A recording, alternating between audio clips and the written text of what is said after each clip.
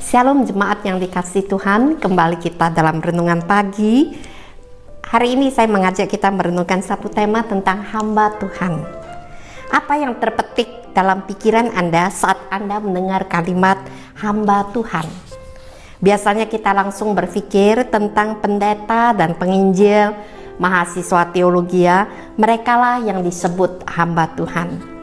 Namun sesungguhnya setiap orang yang beriman kepada Yesus yang menjadi juru selamatnya, ia adalah hamba Tuhan dalam seluruh aspek hidupnya.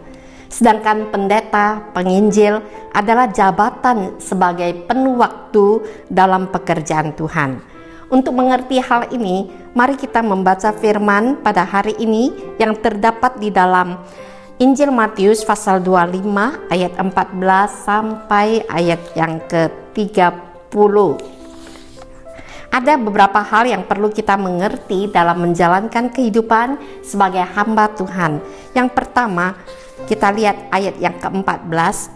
Sebab kerajaan surga seumpama seorang yang mau bepergian, ia memanggil hamba-hambanya dan mempercayakan hartanya kepada mereka. Semua kita telah menerima panggilan Allah dan menerima karunia-Nya. Perhatikan, Tuhan dalam kerajaan memanggil semua hambanya. Ia tidak menyerahkan hartanya pada satu hamba, melainkan semua hambanya.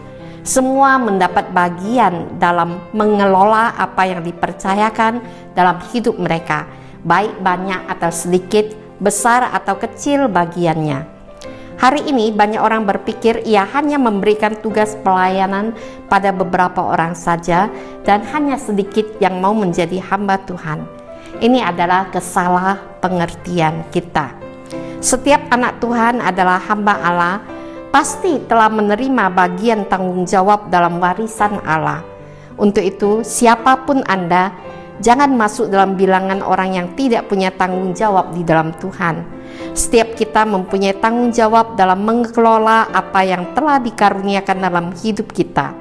Saudaraku, apakah Anda orang percaya? Ketahuilah Anda adalah hamba Tuhan yang dapat bagian dalam warisan Allah. Sudahkah Anda setia dan rajin mengelolanya? Yang kedua, Ia mengaruniakan kita sesuai dengan kemampuan kita. Ayat 15 dikatakan, yang seorang diberinya 5 talenta, yang seorang lagi 2, dan yang seorang lain lagi 1, masing-masing menurut kesanggupannya, lalu ia berangkat. Setiap orang tidak menerima bagian yang sama, masing-masing menerima sesuai dengan kemampuannya. Ia menghargai kita dengan apa yang bisa kita lakukan. Ia tahu setiap kita, maka tanggung jawab yang kita terima pasti dilengkapi kemampuan untuk menyelesaikannya. Untuk itu, hendaklah kita bersukacita melakukannya dengan rajin karena Ia yang memampukan kita. Yang ketiga, Ia memberi upah yang sama bagi yang melakukan tugasnya. Ayat 21 dan 23 2 kali dikatakan, maka kata tuannya itu kepadanya, baik sekali perbuatanmu itu, hai hambaku yang baik dan setia. Engkau telah setia dalam perkara kecil, aku akan memberikan kepadamu tanggung jawab dalam perkara yang besar. Masuklah dan turutlah dalam kebahagiaan tuanmu. Dalam penilaian tuannya, mereka adalah baik dan setia. Mereka tidak berbuat untuk diri sendiri, mereka konsentrasi melakukan pekerjaan Tuhan. Mungkin kesempatan dan hasil akhir bisa berbeda, tetapi mereka setia melakukannya, maka upahnya adalah sama, yakni dipuji sebagai hamba yang baik dan setia, dapat dipercaya pada perkara yang besar dan masuk dalam kebahagiaan tuannya. Mari kita tidak terpesona dengan apa yang kelihatan baik, sukses atau gagal, tetapi kita adalah orang yang setia melakukan apa yang Tuhan mau. Itu cukup, bukan menang dan kalah, tetapi telah berpartisipasi karena kita dipercaya. Yang keempat, hamba ketiga tidak mengobarkan karunia yang diterimanya. Ayat 24-25 berkata demikian, datanglah juga hamba yang menerima 1 talenta dan berkata, Tuan, aku tahu bahwa Tuan adalah orang yang kejam, yang menuai di tempat Tuan tidak menabur dan memungut dari tempat Tuhan tidak menanam. Karena itu, aku takut dan pergi menyembunyikan talenta Tuhan di dalam tanah. Ini, terimalah kepunyaan Tuhan. Ia tidak menghasilkan apa-apa bukan karena tidak ada modal, melainkan ada dua alasan yang mendasar. Yang pertama, karena ia takut. Ia takut, ia tidak melakukan apa-apa karena ia takut. Hari ini banyak orang sekalipun berkesempatan melakukan bagi Tuhan, tetapi karena mereka takut ini dan itu dan menyembunyikan talentanya.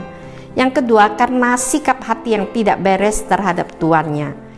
Kita tidak tahu dari mana ia mempunyai konsep yang aneh ini tentang tuannya. Saat pertanggungjawaban, ia masih menggunakan konsep dirinya tentang tuannya.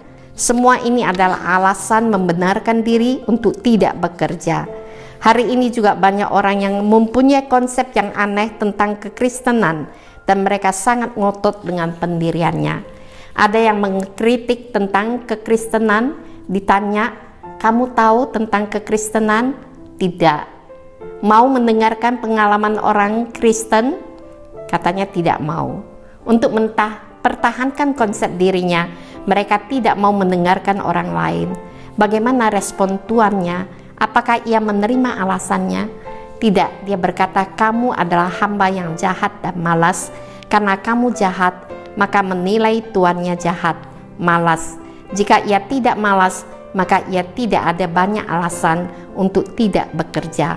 Hari ini, jika kita termasuk orang yang tidak melayani, apakah kita juga termasuk dalam kategori hamba yang jahat dan malas? Dan kita bisa melihat hamba yang setia dan yang menyelesaikan tugasnya tuntas sempurna, yaitu adalah Yesus Kristus sendiri. Ia adalah hamba yang setia yang menyelesaikan tugasnya tuntas, meminum cawan pahit, naik ke atas kayu salib, mati untuk menyelamatkan kita. Mari kita meneladani Dia yang setia, yang menyelesaikan tanggung jawab yang dipercayakannya. Mari kita tekun melakukan apa yang Tuhan mau, semua bagi Tuhan, dan akhirnya masuk dalam kebahagiaan Tuannya. Kiranya Tuhan menolong kita mengenali keadaan diri kita dan bertumbuh dalam kasih sayangnya dan menjadi hambanya yang baik dan setia. Amin. Kita berdoa. Terima kasih Bapa, karena Engkau telah datang menjadi juru selamat kami, menjadi hamba yang setia, telah memberikan teladan bagi kami, untuk kami juga boleh mengabdi menjadi hamba-Mu yang setia. Dalam nama Tuhan Yesus kami mengucap syukur dan berdoa. Amin.